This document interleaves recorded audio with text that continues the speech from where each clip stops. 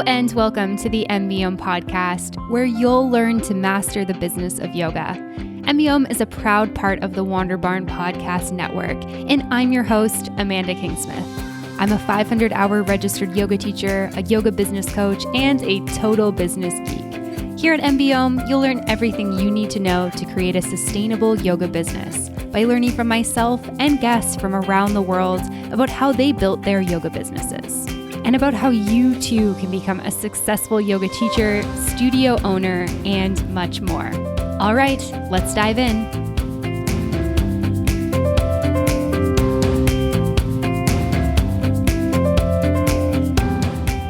Hello, everyone, and welcome back for another episode of the MBOM podcast. This podcast is brought to you in partnership with OfferingTree. OfferingTree has set out to make digital marketing fun, easy, and affordable. They are your one-stop shop for a website, scheduling software, payment, email newsletter, and more. Stay tuned to hear more about them later in this episode. Now, on to this week's episode of the podcast. Today on the podcast, I am very excited to be joined by Julie Majale from Africa Yoga Project. She is the Academy and Learning Coordinator, and she is a trainer who's passionate about working with people to bring about positive change. Julie has over 3 years of experience in active training, as well as building and implementation of learning structures, and she is so passionate about the work that she does, and it really comes through in the conversation that we had. So on this episode, we talk about Julie's journey with yoga, how she got involved with the Africa Yoga Project. We talk about what Africa Yoga Project is, as well as what the programs entail. We also talk about the impact that it's having on African communities, as well as how they've had to shift and adjust due to COVID-19. Finally, Julie and I talk about Black Lives Matter and passing the mic, how we can start making small differences in our communities, and particularly with our yoga communities. So this is a really, really impactful episode. I learned so much from chatting with Julie, and I hope that you enjoy this as much as I did. So without further ado, here is Julie. Welcome to the podcast today, Julie. I'm super excited to have you here with me today. I'm super excited to be here. Yeah, it's going to be super fun. And can you tell listeners where you're joining us from today? Yeah, so I live, born and raised here in Nairobi, Kenya. That's in East Africa. Amazing. We were talking a couple weeks ago to prep for this, and you were telling me about Nairobi and showing me some photos, and it just looks absolutely incredible. So I definitely need to visit at some point once the pandemic's over. It just looks like an amazing spot to be from and to live. Yeah, it's awesome. A quick fun fact, it's actually I think it's the only city in the world to have an actual national park, a reserve within the city. And so I'm really excited to dive into this conversation with you today, Julie. And first thing I'd love to talk about is just your story with yoga and then how you found the Africa Yoga Project. It's like most good stories, it started with my best friend. Her name is Sharon. She's a nutritionist. And so at the time, I had just had my baby and I was on maternity leave at the time. And I had this condition, it's called diastasis recti. What that means is your ab muscles actually separate to create space for the baby to have enough space to grow. So that's what happened. So I finished up with the hospital. I had my baby, she's happy, she's healthy. And I came home and now I was dealing with this. And so my friend suggested, was like, oh, why don't you try yoga? It's nice and calming, especially when you're now getting back on your feet. And I was like, okay, cool, I'll try it. So as one does, you get on Google and search, yoga, and came out a lot of stuff. And I was like, okay, that one looks too crazy to try. Then I said, okay, what do you do for yoga on maternity leave? Then I found postpartum yoga. And so I started doing those exercises at home and I really started to enjoy them. And so before long, I was like, this yoga thing is not too hard. I manage it. I'm good. I can do it. And then I thought I should try a real class, but I wasn't sure where I could find a yoga class here in Nairobi. I didn't know that yoga was a thing I could do here. But again, trusty Google, I found Africa Yoga Project online. And it was just close to the International Day of Yoga. That was back in 2016. So International Day of Yoga, I finished my maternity leave. I moved back to work and I was like, I want to try a real class. So they had free classes on that particular day. So I took a day off and I went there to practice in my first class. What I didn't know is that it's a Tuesday, and Tuesdays at Africa Yoga Project is at lunchtime. We do an advanced yoga class. So my first ever class was going into class with people doing all sorts of crazy things. I was a complete beginner. People are doing awesome transitions. They're looking cool. They're doing their thing. And I'm just there like breathing or heaving. And it was the worst possible experience, but at the same time, it was the best possible experience. And we finished this class, and it was so encouraging because the things I was able to do, I did. Those I wasn't able, they gave me variations for it, and I didn't feel left behind, even though it was an advanced class. I felt that even as a beginner, I could advance my practice. And so, I finished up the class and we were chatting with everyone. And then I came downstairs and I saw on their notice board that they were looking for an academy and learning coordinator. And I thought, I'll just go home and apply. So I went back home, jumped onto LinkedIn, and I applied. And I'm so happy, God works in mysterious ways. And here I am, a yoga teacher now with Africa Yoga Project, as well as the Academy and Learning Coordinator. Wow, that's such an amazing story. And I love that your story of going to an advanced class was encouraging and not like discouraging, because I've definitely heard the opposite, where somebody goes and they can't do a lot of stuff and they feel really frustrated and that type of thing. And so I love that yours is like, you did what you could, you got variations for the other poses. And after that, you were like, I want to do more of this. So before we dive into Africa Yoga Project a little bit more, I'd love to hear kind of what that journey was like for you as you stepped into the role with the company and then also got your teacher training. So again, it was just an amazing space to be. Africa Yoga Project is just one of those dream-like spaces where you find it's such an accepting and a welcoming space. I remember in that class, I didn't know that in that same class was the director of teachers. Her name is Catherine, and she's actually the first woman to lead teacher training in Africa, the first African woman to lead a teacher training. And it was so amazing to see her. In her practice, she's just like a regular person. You'd never think that this is an amazing woman who's done all these amazing things. And there were so many other people in that class. And the teacher, his name is Moses. And he was really welcoming. He was just like, you can't do this. This is a variation. Do what you can. And then when I felt like giving up, he was just like, no.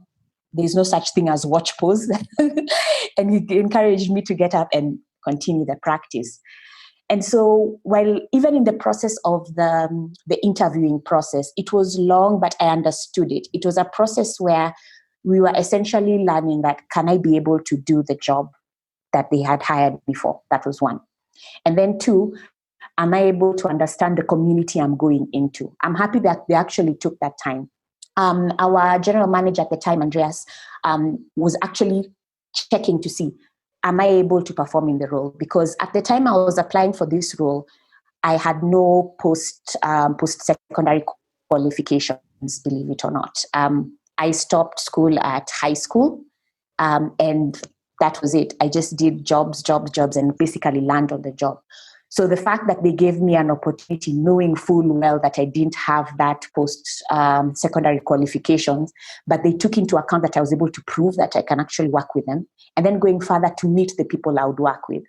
I've noticed sometimes when you go for interviews, you never really meet the people that you're really working with and get to gel and connect with them.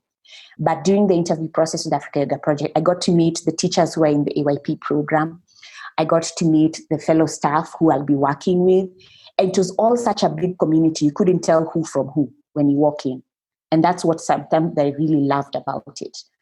And so through the whole communication, the process, how it was handled, I felt very much seen and acknowledged.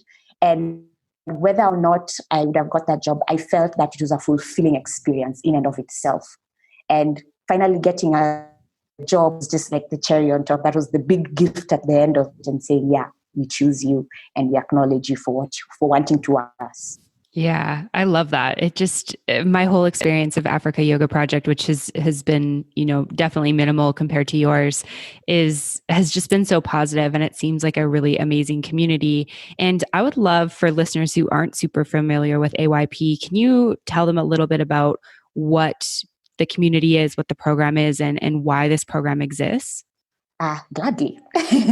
Africa Yoga Project, let me frame it for you like this. Let me give it to you like a story. Imagine you are living in a place where you're totally marginalized. You don't have access to good enough social amenities, healthcare.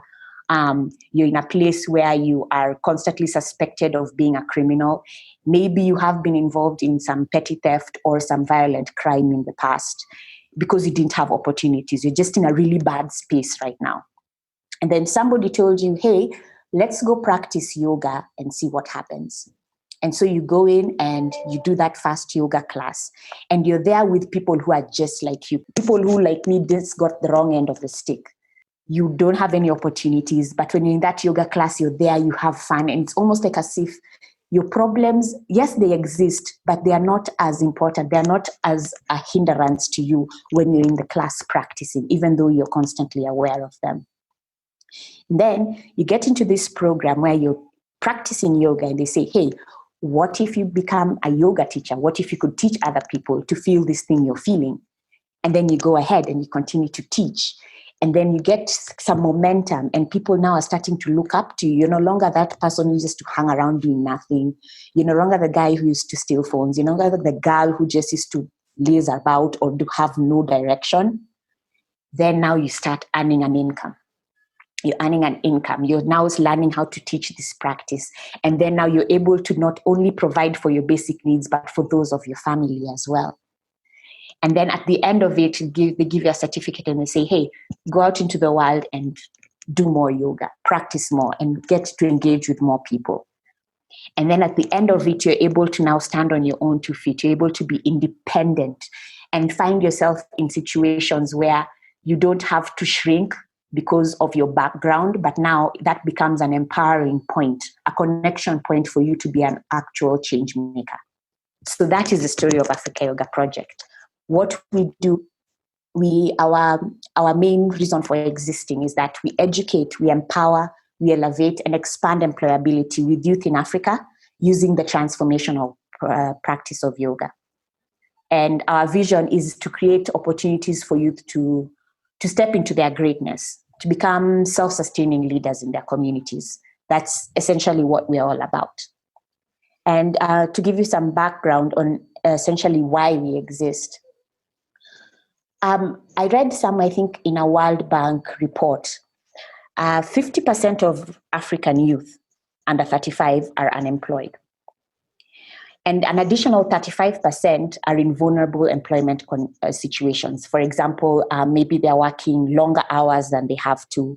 They're in situations where they're put at risk because of the work that they are doing, that sort of situation. So that's close to 85% of people who are unemployed and who are just not in the best position, whatever that means.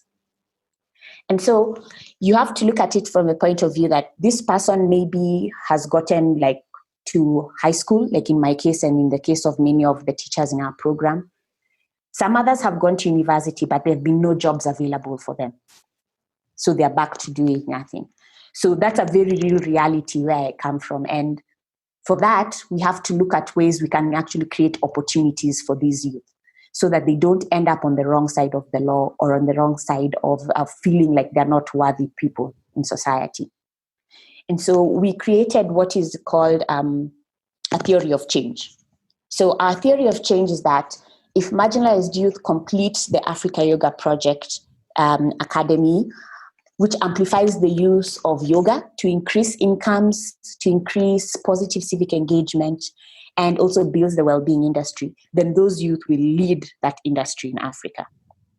And there's a real need for that. Globally, the well-being market, or just the yoga market, is close to $1 trillion. But the chunk that actually is in and from Africa is very little. It's close to, I think, if I'm not wrong, 6 million. It's barely $1 billion. And so that means there's a need. It's like the perfect soil, so to speak, to grow these leaders who can be able to create for themselves gainful employment and actually contribute to the economy in a positive way. So that's really why AYP exists. There's a real gap there, and AYP exists to fill that gap, and not only just with people for the sake of working and for the sake of the economy, but people who are in control of their well-being, people who can be of positive impact to others, and people who can really drive growth in a sustainable way. Yeah, absolutely. That sounds incredible. And I love everything that the program's doing and providing for people. And I love that it's, through yoga, I feel like as teachers, we get such a big personal impact. And I know for me, yoga has been such a game changer in my life in terms of my physical and my mental health. And I think it's really awesome to think about having something that provides people with jobs that support their families, having them be able to bring that into the community and support the community in that way. And then also have this outlet and this place to support their physical and mental health. Like it just feels like, kind of the best of all worlds, I guess you could say. Yeah. I feel the same too, because initially, when I was younger, I always thought like I wanted to be a doctor, because when I was young, I was really a sickly child. And so I looked at doctors and nurses and think these must be angels, because they take care of people and they actually really improve your life. I never thought that I would actually be able to fulfill my dream, but through yoga, where I can actually be able to positively impact somebody else's life through such a simple but such a profound practice as yoga, as I have known it to be, and so many other teachers in the program have known it to be. Yeah, 100%. I can relate to that. I don't love blood, so I never really wanted to be a doctor, but it kind of makes me feel queasy. So I was like, I think doctor and nurses out. But I can relate to that similar feeling of like, I want to help people in some way. And as a little kid, I mean, I'm sure you were the same way. Like I never thought of yoga or being a yoga teacher as like a profession that I would have in the future. And yet, that's been the reality for me and for you in terms of stepping into this role of being able to support and help people, which is pretty neat. Yeah. It's actually a dream come true. And it's actually one of the first things we talk about in the program. So one of the first steps is to join the teacher training. It's completely scholarship based for marginalized youth who are from Africa. And so we do a resident program, and it's a 2 to 3 weeks long, and which is completely scholarship based, although we do have people who pay for this, who pay to come for the training, and their payments now support the people who are now on scholarship. Anyhow, so one of the first things we learn about is the difference of being of service versus helping people. And I remember Catherine gave this really good example. There was a time in Kenya way back, there was an organization that said, okay, we are going to give mosquito nets. But the location they chose to give the mosquito nets didn't have as many mosquitoes or a bigger prevalence of malaria.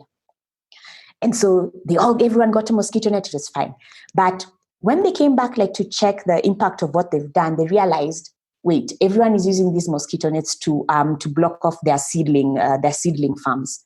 So you block them off so that the chickens can't get to the young seedlings, the chickens and whatever other vermin that are around. So you block it off with a mosquito net, and something that's very popular sometimes happens here. So they had meant it to help people with malaria, but at the same time, they aren't being of service to the needs that they actually were. So we define being of service as giving what's needed and wanted when it's needed and wanted. Yeah, that definitely makes sense to me. And so in terms of how the program works, you said that so it's scholarship based. So if somebody wants to apply in Africa for the program, they apply and the scholarships are granted from the company. And then kind of how does it work from there? So you come into the scholarship. So it's like it's a process again, like just going through, see the level of need. There's that technical aspect of it, where you're looking at the level of need. We are looking at the kind of impact you can create. Are there any other yoga teachers, or are there any other organizations that could be around you that would support that? At the core of it, what we are really looking for is opportunities for transformation. So in a regular, if you think of what a scholarship program traditionally looks like, you want the best and the brightest. You want the straight A's, you want, the glowing resumes or CVs. In our case, it's the opposite. We are looking for people who really haven't had these opportunities at all afforded to them. We've had many people join our program who have, like I mentioned, like the story earlier, have been involved in some kind of violent or petty crime at some point in their past. Many people have gone through an insane amount of traumatic experiences at the point at which they are applying. And so we are looking for those people so that we can really work with it, where we can put it in practice, where it's not, we say being a yes as a creation and not as a concept in Baptist yoga. So you want to have that creation where the person really lives and embodies what they can be able to do now, and you give them that positive outlet to do that. So for us, that's what we are looking for. We're looking for people who've been completely marginalized in one form or the other, employment-wise, society-wise, mental health-wise, even people who are differently abled. All these kinds of things can play a part into the application process. And so the team goes over it, and we go over and we select names based on the funding that we have at the time. So if we're able to take a certain amount of number, we say, okay, we can be able to absorb, let's say, 60 people or 40 people or 100 people, depending on the funding that's available. Then we now have them coming to the program and we begin a 3-year journey with them. And with that 3-year journey, the first step is with our programs. Her name is Wanji. And Wanji is awesome because she keeps that program running, the teacher training. And it's basically their first contact with AYP. And we finish that and we have finished the training. And then she kind of hands them over to myself and Catherine. We are in charge of the academy, like I mentioned earlier. Catherine is the director of teachers, and I am the academy and learning coordinator. So over the span of 3 years, we are working in training, in programming, and it's basic training, something as simple as this is how you assist somebody in Down Dog. This is how you write an email. This is what Baptist methodology is. This is what it looks like when you're walking into a professional space. This is how you network. This is how you're able to modify the practice for somebody who's pregnant, for a child, for like somebody who's more physically able, and things like that. So that's a 3-year program that goes on. And one of the best parts about that is once the teacher has come to the training, at the end of the training, they know they're able to teach a class. But the completion of the training comes where they have to go back from the communities they're from and start a class. So we are putting like a really high premium on experiential learning, where they have to go back to their communities. And now this person has to figure out, okay, I need to get people into this class. I need to find a space. So we are really investing that entrepreneurial thinking, and we are creating those positive and safe spaces for people in the community, because we realize we can't have everybody coming to the training. But through our teachers, we're able to reach a real big group of people who need that practice more than ever. Yeah, that's amazing. And so people come into the program, they get trained over the 3-year period, which the 3-year period, that sounds amazing, by the way. I mean, I got certified as a teacher in like 30 days. And I feel like having 3 years to really learn all of that would have been so beneficial for me to dive deep into all aspects of it. And I love that you're talking about, teaching the professional skills as well as, everything from being able to teach the class to assist right through to how you actually network and start your classes. That sounds like a really well-rounded experience. One of the things I'm curious about is just how it kind of flows financially. So do donors contribute to the programs and then people go out and ask their students for money to make that money back, or kind of how does it flow on the financial side of things? So AYP is completely donor funded. So completely, we are a nonprofit. And so what happens is, like I said, we have different revenue streams. So one, of course, is the teacher training. And that's where now we have people now being able to apply and join the teacher training and do their 200-hour yoga teacher training with us. So at that end of that training, everyone who comes into that training gets a certificate that I can leave the training being able to teach a 90-minute journey power class. So that's the first step. And that is now supported from funding that you get from people who actually pay to take the training. What usually happens is, like, for people who pay to take the training, we break down the cost such that it covers for they themselves, their materials and the time they'll spend, accommodation and such. And then it also caters for 1.5 scholarships, let's say. So if, let's say, for example, I were to take this training, once I pay for it, it means that somebody else can go for the training, and I also pay half the fees of another different person. So that kind of thing, it's been able to help get many, many people through the program. Another avenue for funding is when we have people coming in as assistants. So say, for example, you're already a yoga teacher trainer, you've done all the training, you're an established yoga teacher, and you want to give back in some way. You can come and apply to be part of the assisting team that carries over the delivery of content. So, there are the facilitators, and then the people now who are doing the hands-on assist during the practice, people who are holding space for others as they are sharing. So we also have a team of established yoga teachers who come on to support the program, and they also pay a different rate. So that particular funding now goes back into the program to get as many scholars in as possible. And then what happens now in the duration where they're in the 3 years we are talking about? Because our founder, Paige, when she came to Kenya the first time, she came during the 2007 general elections, and there was a lot of violence at the time. And so they thought, let's have a peace concert, let's have them practice. And while yoga was needed, the fact is, if I could practice all the yoga I want, but if I'm not able to feed my family or somehow support myself financially, it kind of cancels each other out. So during the program, it's a learn and earn kind of situation. And to support that, we have people called mentors. Mentors, in the traditional sense of the word, is somebody who walks with you, guides you. At AYP, not only do they do that, but this person is your cheerleader. This person also just is there to hold space for your growth. And these mentors contribute a monthly fee. And this monthly fee goes into the teacher's stipend. And again, we're also looking for ways we can always have learning happen. So each teacher has to achieve on certain commitments. Like, for example, they have to teach about 5 classes in their community for free. They have to attend the training session. They have to have their mentor call and different other commitments that they need to maintain their scholarship.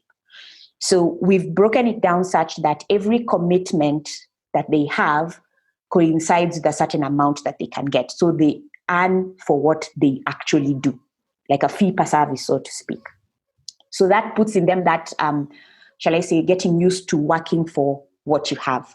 As an entrepreneur, if you're not working, if you're not doing this job, then no income is coming in. So that's getting into them. And then the mentor is able now, the finances that the mentor is now providing or contributing or donating goes towards supporting that teacher's journey throughout. The stipend they're earning to keep the academy running, for us to be able to get, professionals and speakers who can be able to assist them with all the content that they need. And just to keeping the lights on so that they have a place they can come and practice, a safe place where they can come and have the meetings. And then we also have Seva Safaris, pre-COVID, that is, where you'd come with a group of friends and you say, Seva in Sanskrit, as you know, is service. And so we get a bunch of friends and you say, okay, let's go and do a service project. So about, let's say 10 to 12 people would come and they would offer a service here. So the most recent one we had, I think, was Power Yoga Canada. And they came in and they were working with an organization here for children with special needs. And their service project was building aids, sitting aids and movement aids for these children so that they can be able to join the society in general, because their mothers are low income earners. So they could not move with their children because of I think for people who've worked with children living with special needs, there's issues with the spine, it has to be aligned. So they were building these aids from recycled material, recycled cardboard actually. So they got together, they fundraised. So that part of their money went to the service project, what they were doing with Action Foundation here in Kenya. And then part of it also went towards the academy. So we were able now to support the teachers' stipends even further. We were able to get materials in the academy. We were able now to even go as far as providing computer classes for teachers who are in the academy. So all that funding goes now towards supporting the teachers through their journey. And then we also do grants from funders. We also apply for grants from grant-making organizations for certain projects that we are doing, like maybe if we are in an outreach. An outreach is what we call the free yoga classes that happen in the communities. So if you're having outreach in a specific area and maybe there's a specific need in that area, that might be something that we propose as a service project and people can come on Seva to do it. In other cases, people offer trainings, free trainings for our teachers and certifications. We recently had YOD come in and they did their second YOD. So we had YOD level 1 and level 2 happening earlier this year. I think it was in February. And so that was their service project. They came to offer the service to give the teachers the skills to teach YOD classes, and they got certified. Wow. Yeah, there's a lot of stuff in there. Thank you for going through all of that, Julie. Yeah, there's a lot. It's really amazing though to hear like what the project does and then also be able to kind of conceptually understand how, the flow of, I guess, like assets and revenue work with that. And it's something else I'm curious about is the impact of AYP on the communities, on the people who are participating in it, on the teachers, all of that good stuff. So impact-wise, we are really proud this in the last, shall I say, 2 to 3 years, we've really been paying attention on our monitoring and evaluation.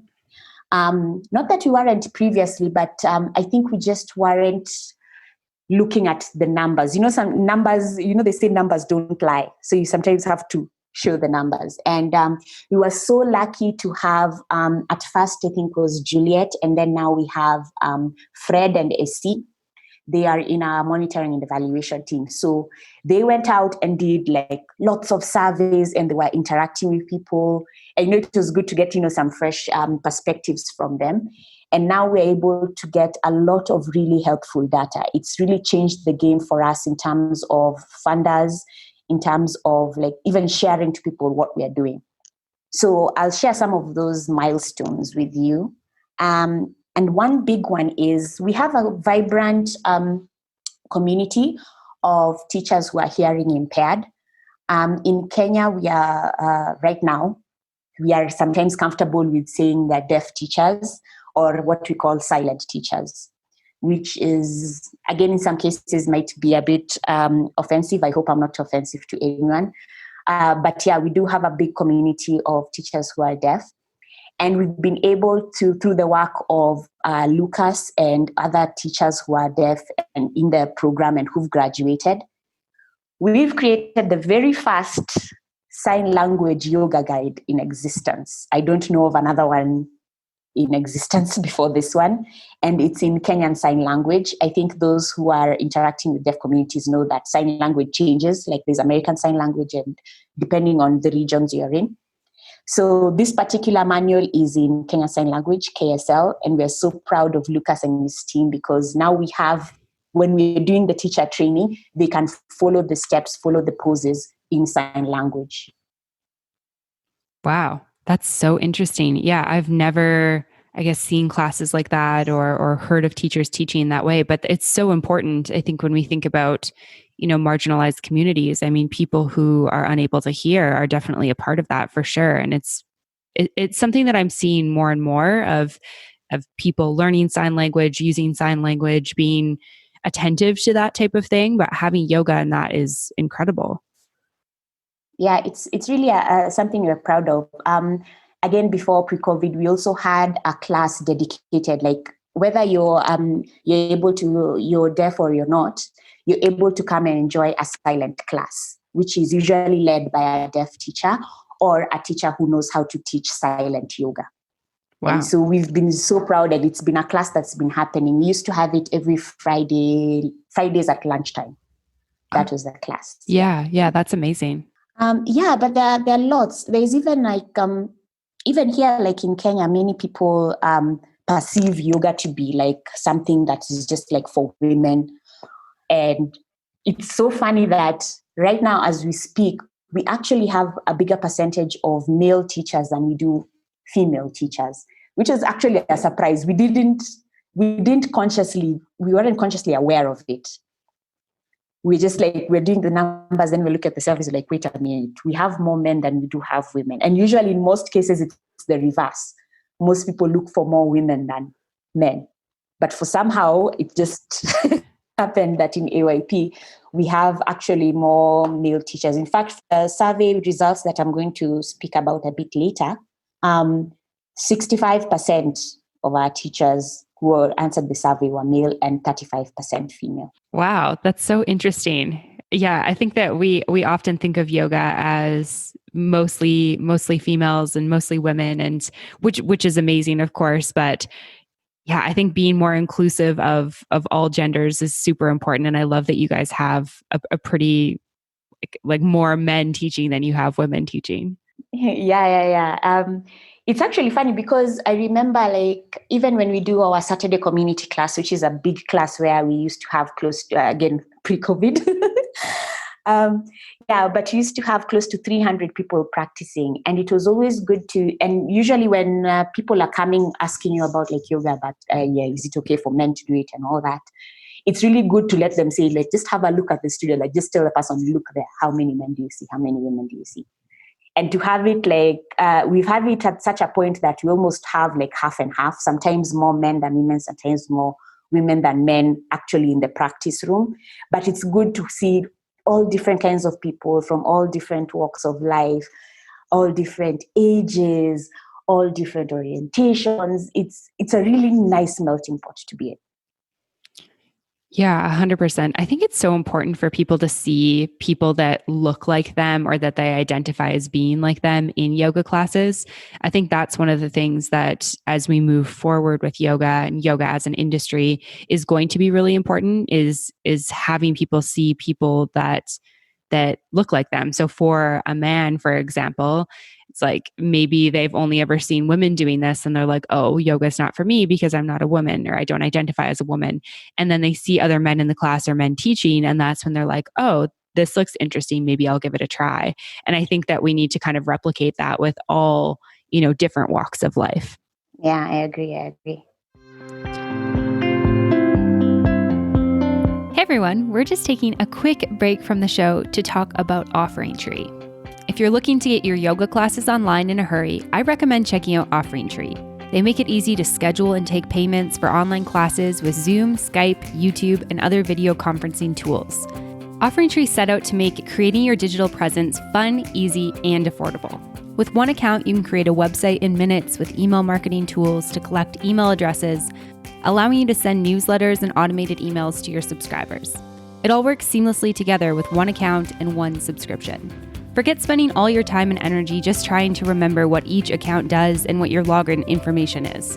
On top of that, OfferingTree has an embedded scheduling feature, so if you already have a website that you love, you can use it for online payments and scheduling.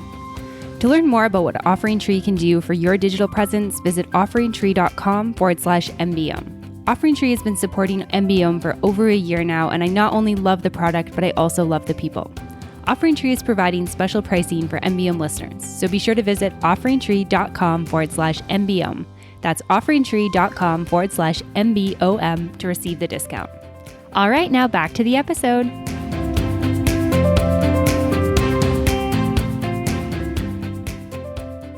Amazing. And then continuing on with the impact, have there been, you mentioned a survey. Did you want to dive into some of the stats with the survey? Oh, yes. Okay, so I spoke earlier about Africa Yoga Project's theory of change. It amplifies the use of yoga to increase incomes, civic engagement, and also to build the well-being industry. So we've broken it down, and the numbers I'm going to share with you right now are on those three key points so that we just keep everything in order. In terms of employability, what we've done is both from the alumni and from the teachers who are currently in the program. Right now, as we speak, we have 117 teachers spread out across like about 22 African countries. if you include alumni as well, 22 African countries. When we did this survey, it was really good to see 77% of teachers report that they had secured opportunities to earn an income as a direct result of the training, the 200-hour teacher training. Now, this is just the 200-hour, not the 3-year academy we're talking about. So just as soon as they leave the teacher training, they're able to secure an income as a result of that training. And that's 77% of them. And then it grows as they continue on in the academy. Like, for example, just before they join into the year one of the academy, they're already at 47%. By the time they're done with the 3-year academy, the number goes all the way up to 90% of teachers. And by the time they're alumni, it goes up again to 93%. So depending at the stage they are in the academy, there is growth in terms of their income earning power as a direct result of the AYP training that they receive. And then even if you look at them now in general, we have 98% of teachers reporting that they feel that AYP's training has improved their long-term earning potential. That even if they choose to go into a different industry, their earning potential has been improved because of their connection with Africa Yoga Project. Wow, that's amazing. Yeah. I'm telling you, like, before we saw these numbers, we're like, oh yeah, Sally is now working, or because we have teachers who are working like really, really awesome places. We have like the dream results you would think of, like the Finch Hattons. We have our teachers there. Kempinski, we have our teachers there. So really, really well-known organizations having our teachers there. And then also having, like, even now at the grassroots levels, where we're having even more local gyms looking at our teachers and asking us, hey, do you know this person? Can you send a recommendation? Are they from Africa Yoga Project? And things like that. Yeah, and another bit is on civic engagement. So I think sometimes when I had civic engagement, my mind initially went politics. Yeah, because that's like when you think civics, my mind initially went politics. Yeah, for sure. But we look at it a little bit differently in Africa Yoga Project, where we look at it as the opportunities for teachers to be positive role models or positive agents of change in the communities they come from. So that's how we are looking at civic engagement. And so what we had in 2018, we taught a total of about 16,400 free yoga classes in marginalized communities all over Africa. That was in 2018. And then in 2019, that number jumped up. And in 2019, we were able to teach 21,011 classes. Wow. Yeah, that's a massive growth. I'm assuming like COVID's probably impacted that a little bit for 2020. Yes, it has. COVID has impacted it a lot because, again, we relied so much because here in Africa, we are very communal in how we live, like in general. It's just a communal sense. So, we share resources. We share, like, you go to the shop, you come back, you guys hang out in the evenings and talk. And there's that general, which allowed for a really ripe space for our outreaches to grow. But with everything that's happened with COVID, we've had to change tact. And now we have our teachers running their classes online, more as a safety measure. At the same time, we don't have the impact numbers will change in 2020 because, again, we can't reach the people we really want to reach, mostly because of safety reasons. Right. So that actually informed us now going further to do what we call the Global Wellbeing Leadership Challenge. So what happened with that is we saw, okay, we may not be able to give yoga right now because, again, safety issues, and we want people to be safe and not contract COVID. So what we said is, like, what are the needs? There are people, because of the way we live here and the marginalized communities you're talking about, these are people who are doing odd jobs. They go out in the day and they look for odd jobs to do and then come home and say they've earned. But with COVID and what's happened with it, it's really affected incomes, not only for our teachers, but for so many in their communities. Breadwinners who are not able to work. we've had curfews, we've had lockdowns, which have all but basically they have shredded any means of earning employment or earning income. And we understand it's necessary because, again, we don't want you going out there and now contracting COVID, and then now what happens to your family. But now, because of that, we had to think of how are we supporting our communities that way. So we got together with our teachers and did what we call Changemaker grants. And each teacher had to apply. And we say, okay, I need, in my community, my immediate needs are 1, sanitizer. I need food for my community. I need personal protective equipment for my community. And then we thought, okay, we have all these needs, but how do we support them, being that we are donor funded? So we started what we call a global healthy happy hour. And it's a class that happens every Friday. So every Friday we get together and we have a class that happens. It's around, it's 4 p.m., I think, EST. Although in Kenyan time, it's midnight.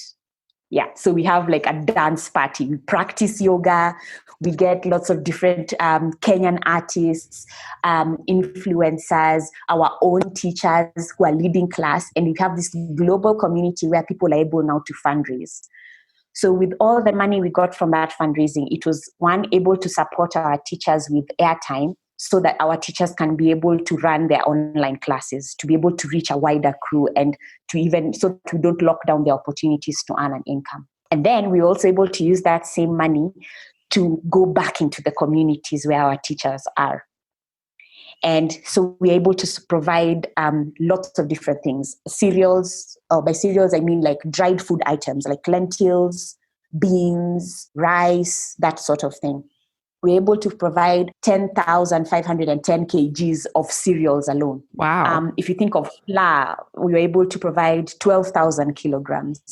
Soaps, sanitizer, 6,000 kilograms. Sanitary pads for ladies, we were able to provide 1,500 of them. We will also be able to provide water. In our community, some of them don't have running water, so you have to bring in a truck with water. And we're able to provide 84,000 liters of water and 1,700 liters of cooking oil. All this to communities that essentially those are the people who are coming to our classes. Those are the people who are, that was the shop, that was the lady who gave you the space. And now you see they don't have an income. So we were able to use the funds we received from the Global Healthy Happy Hour to provide all this. And it's still going on. So that was in the first 2 rounds. We have a 3rd round going on right now as we speak. And those funds should be released, I think, in the week or so. And as at now, we've been able to impact 4,000 families and 13,000 people, individual people. Like, there's some amazing work. Our teachers in Kakuma, which is Kakuma refugee camp, we have teachers who are there. They're able to get this funding and they're able to support their communities in an impactful way. And this leads back again to the civic engagement I was talking to, because now they are looked at as role models that, hey, because you're doing this thing with this organization, and now you can be able to get these funds to support us, people who we are with you, where you come from. The teachers were reporting saying that they felt loved. They felt like their communities appreciated them, that they felt like they were taken care of and that the communities were taken care of. Mm-hmm. And so that just builds into getting people. Like, there are beautiful stories from Sierra Leone where there were the ladies who actually used to go out and wash. There was a place where they used to wash, and they used to use that space for practicing yoga, but now they couldn't. So they went back there and they found those ladies and they're able to give them these packages. Beautiful stories coming even from Lucas with his local chief here. And he was able to get the local chief to support other members of the community who are living with disabilities to get support directly from the government and to apply for that support and be able to support the local chief in getting that the needs to where they needed to be. So it's, for me, I feel like, in as much as, yes, I have a role at AYP, we cannot downplay how amazing our teachers have been in just standing up for their communities and really providing. Yes, there are people who have donated, and we don't downplay that, like people who've donated their time, their money in a time when time and money is not readily available because of COVID.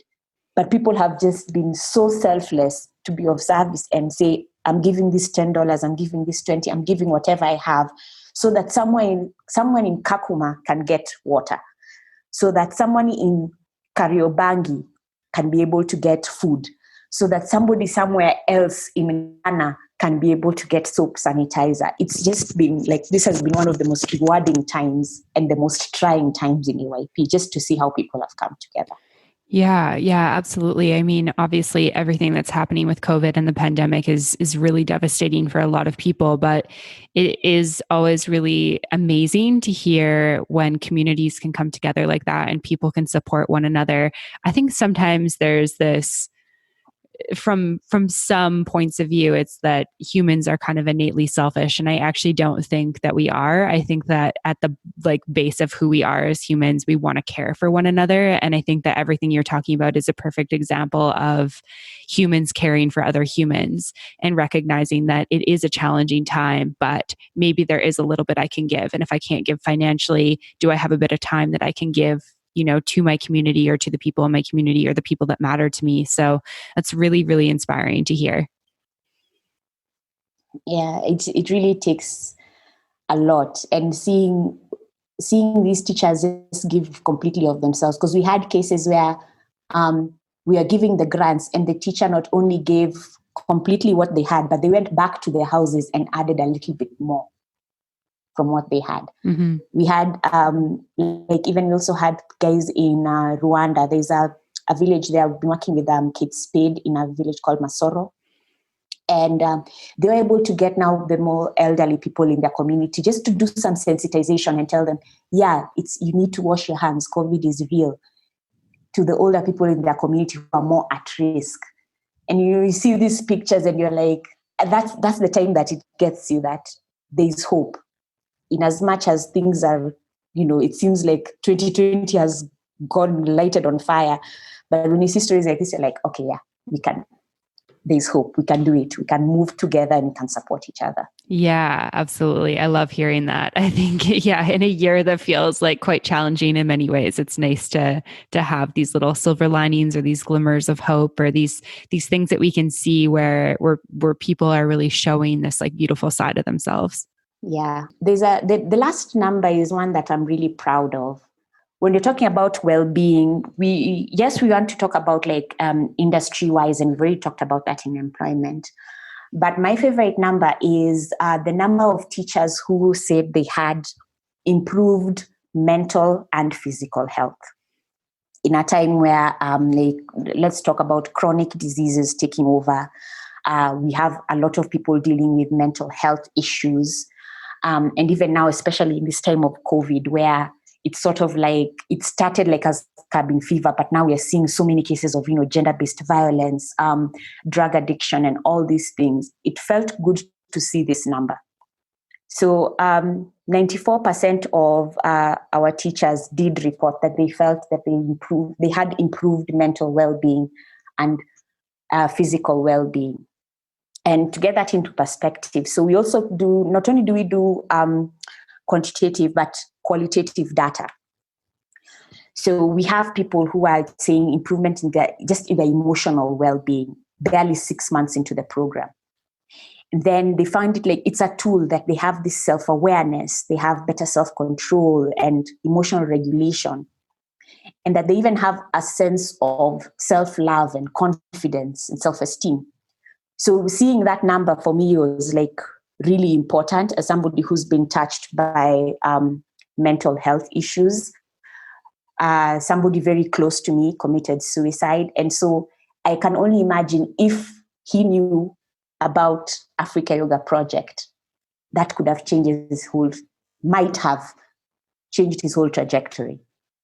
Mm-hmm. And so for me, this is the best number there, to be able to see that people who have dealt with extreme levels of trauma are able to be happy, healthy individuals. They're able to cope.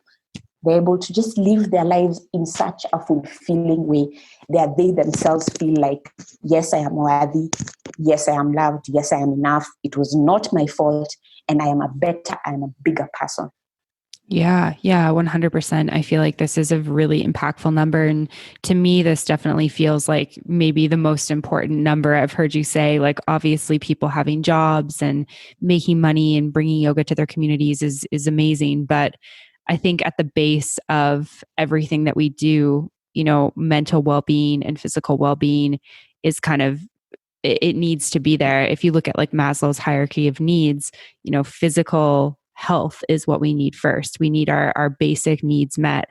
And to be able to have this, to be able to heal from trauma and to be able to have like mental clarity and just feel good mentally, I feel like is so impactful on communities and on people. Yeah, it's really important. And it's just happy to see. Okay, Fred, like I told you, Fred is our M&E coordinator. And whenever he's doing a case study, we all get excited. We're like, okay, who are you doing? Let's talk about Alex. Let's talk about Joseph. Let's talk about Nancy.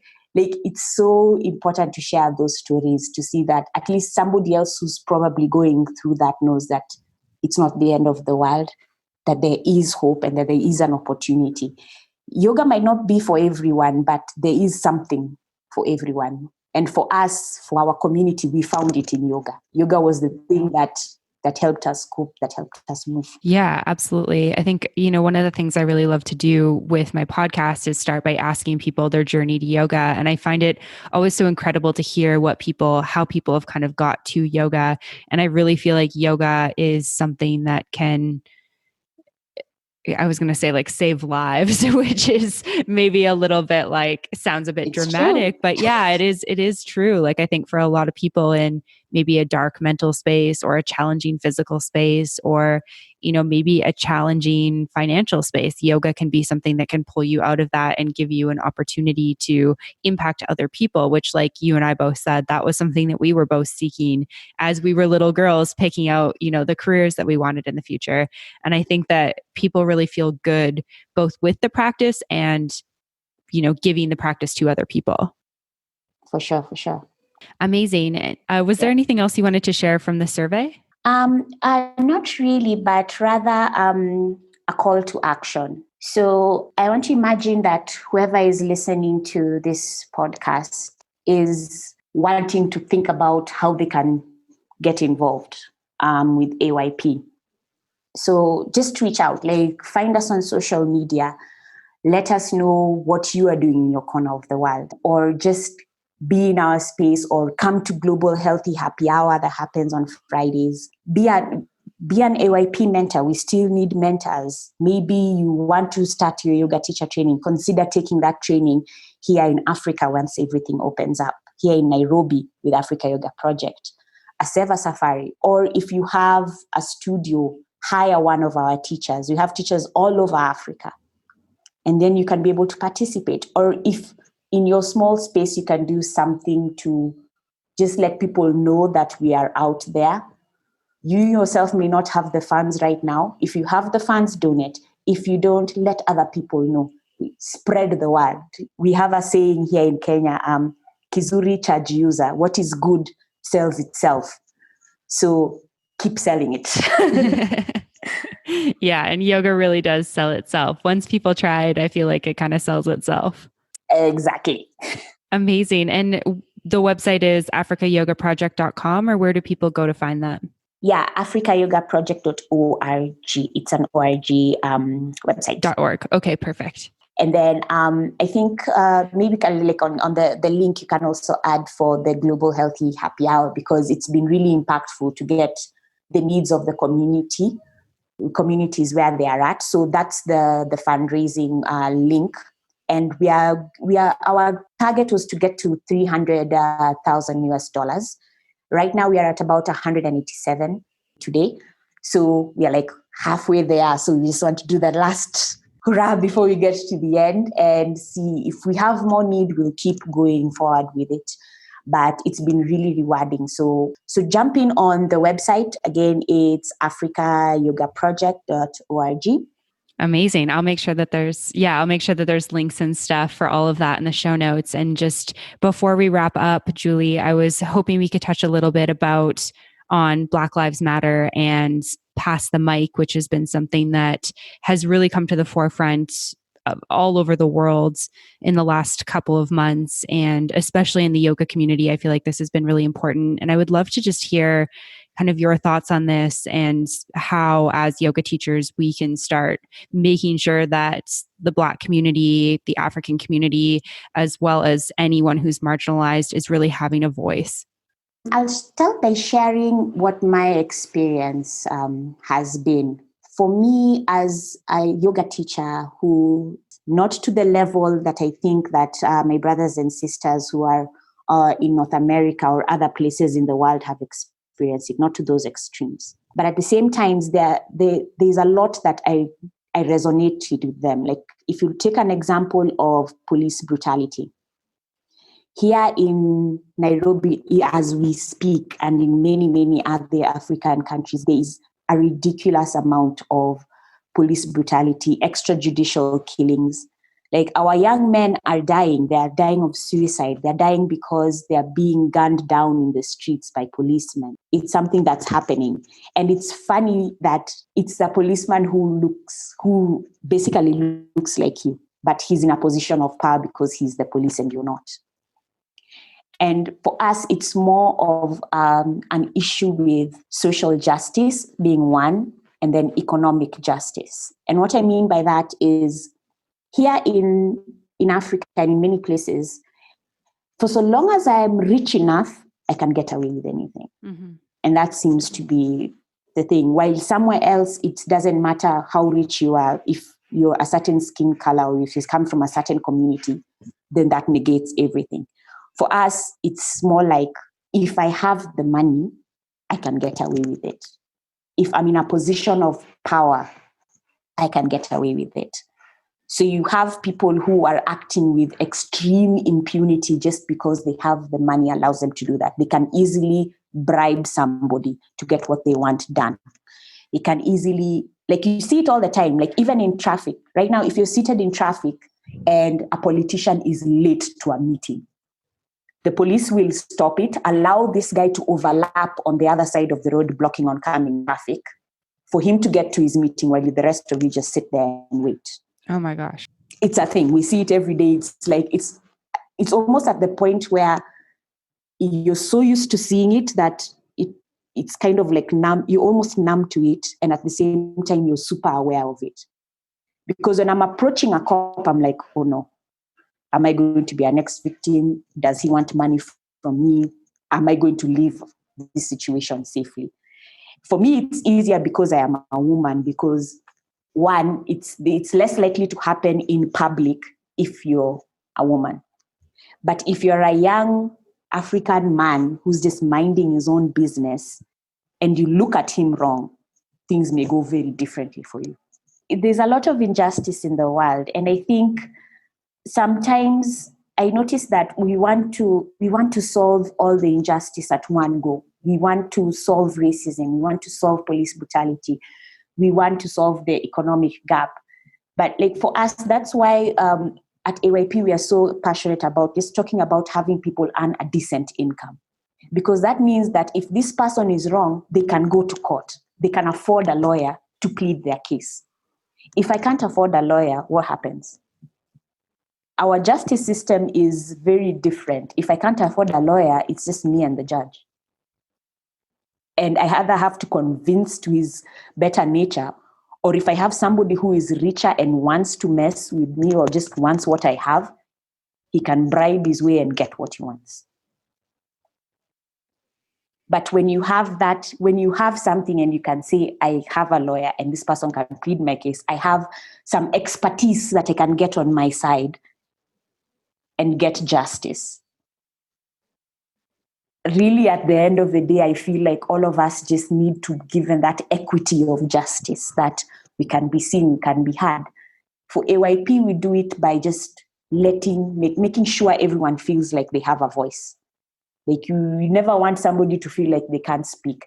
And it starts with the little things. Like we can't talk about wanting to effect like big societal change if you yourself won't listen to your neighbor, to somebody who looks different than you, or somebody who even looks just like you, but is in a different position of power than you are.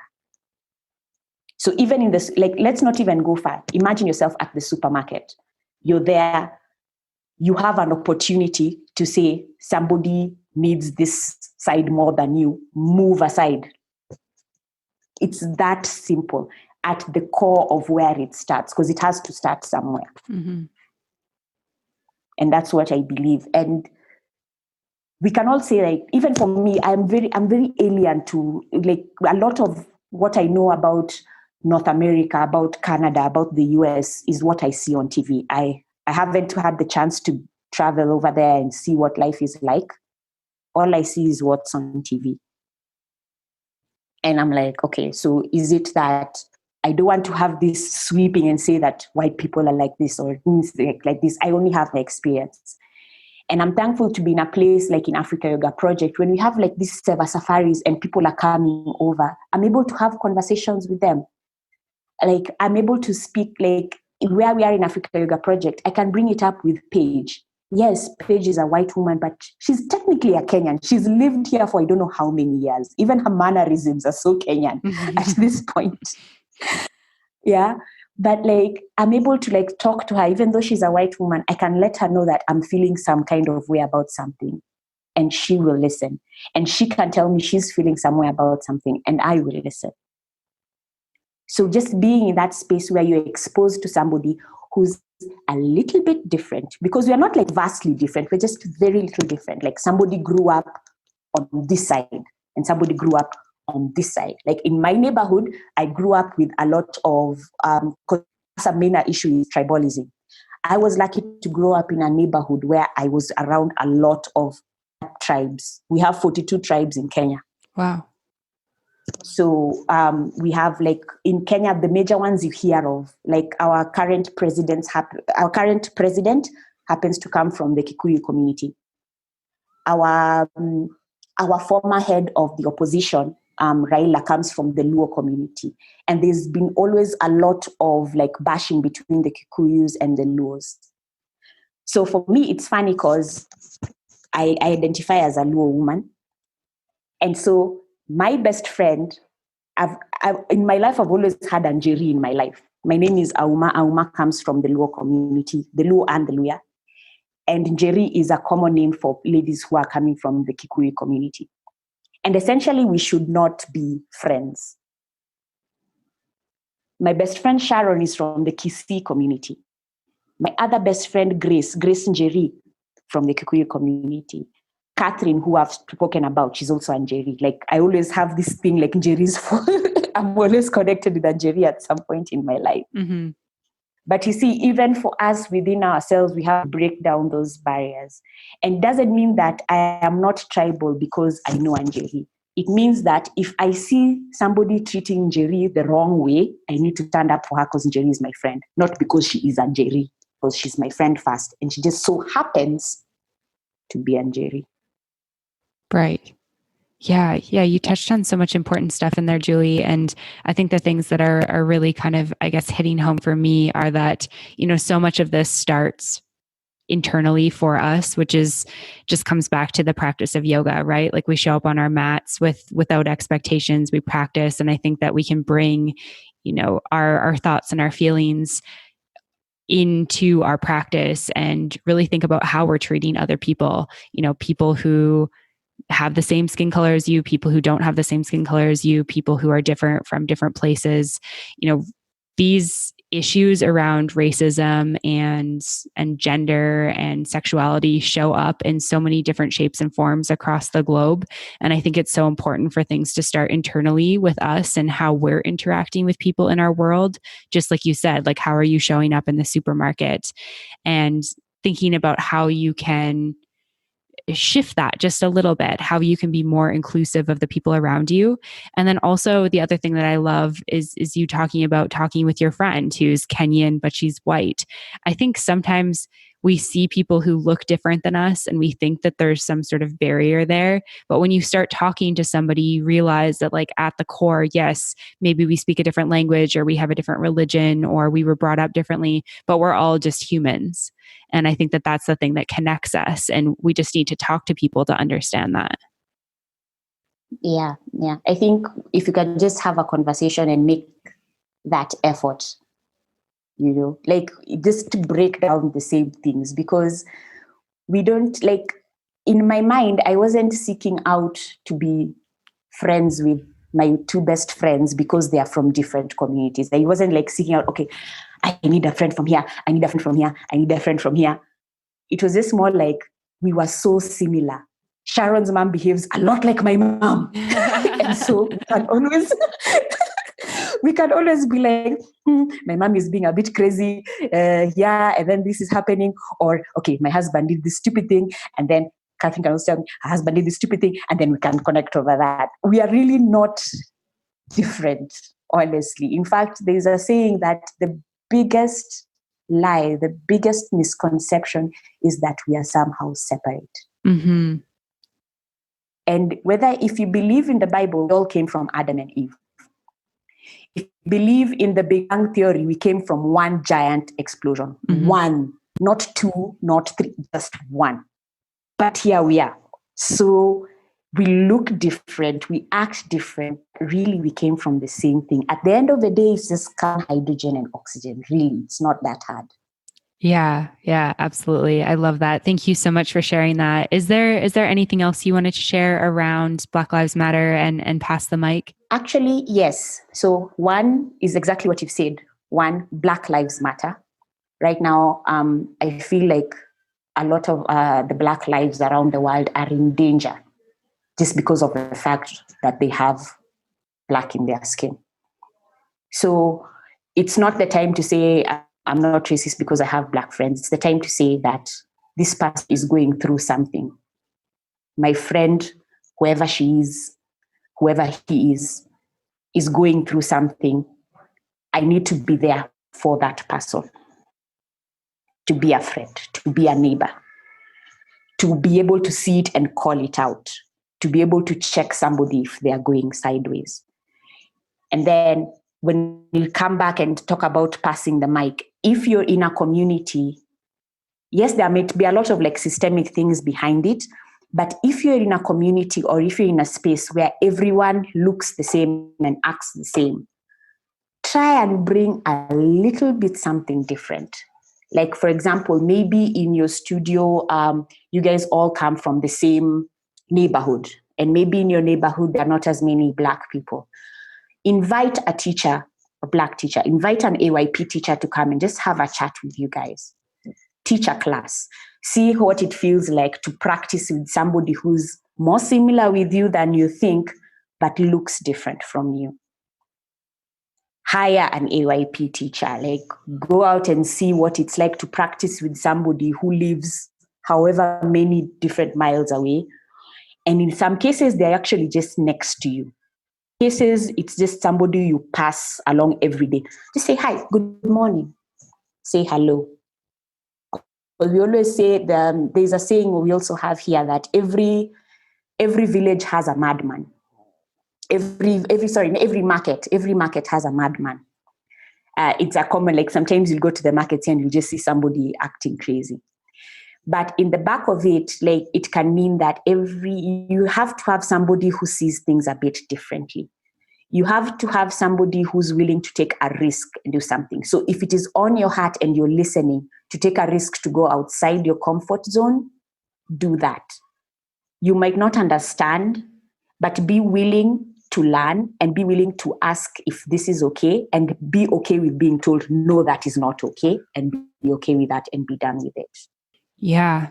Thank you for that. That's such a simple ask and something that can be so impactful. So that's definitely something I'm taking away from this conversation today. So thank you so much for sharing that, Julie. Thank you, Amanda. I'm so I've been going through the podcasts and seeing all the different people you've had on board, talking about taking your business online, talking about retreats. And I think this is such a great resource. So what I've done is that I've gone ahead to share the link to your podcast with our teachers who are starting their yoga businesses, and to have them use that as a resource as well for them, because I think what you're doing is really amazing work as well. I think as yoga teachers, sometimes I have been guilty of it. You focus so much on, Yes, we are in empowerment. Yes, we are in this pose. And then we forget we are also trying to run businesses. We are also trying to connect with people. We're also trying to travel and create this profession ourselves. So thank you for also doing this work and letting us know the technical bits and speaking to other real people all around the world. Thank you. Thank you so much for that. That just gave me the biggest smile. I think that just made my day.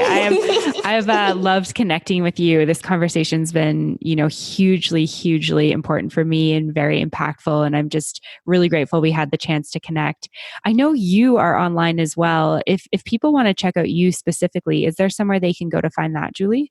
Yes. So my government name is Julie Auma, but like most people, we have an online presence. And my online presence on Instagram mostly is Amare Poeta. I'll send that also as well so that you can have it. Amazing. And I'm also in the process of, thanks to all this work we've been doing with AYP, I'm in the process of actually starting my own yoga business. So our website will be coming up soon. So if you're following me on social media, Amare Poeta on Instagram, which is where I seem to live nowadays, and also on Twitter. So you can have that conversation with me. We can chat. I love to chat. And for Africa Yoga Project, it's the same. So we are on Facebook, we are on Instagram, we are on Twitter, so that you can get to know us. Sometimes it's very hard to make a big commitment, okay, I'm going to be an editor. So take some time and find us on our website, africayogaproject.org. Africa Yoga Project on Instagram, Africa Yoga Project on Facebook, so that you can get to know us a little better. Let us be your friend. And then when you're ready to make a commitment and join the community, you're welcome to, because you'll be empowered and you'll know who we are. Awesome. I'll make sure there's links to all of that in the show notes. And thank you so much for your time today, Julie. It's been an absolute pleasure connecting with you. All right, friends, I hope that you enjoyed that episode with Julie Majale from Africa Yoga Project as much as I did.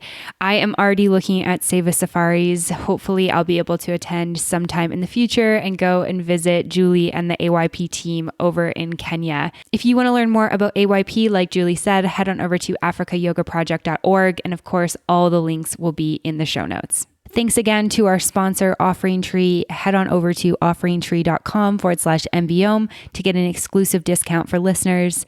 Thank you so, so much for listening, and I'll see you next week. Namaste.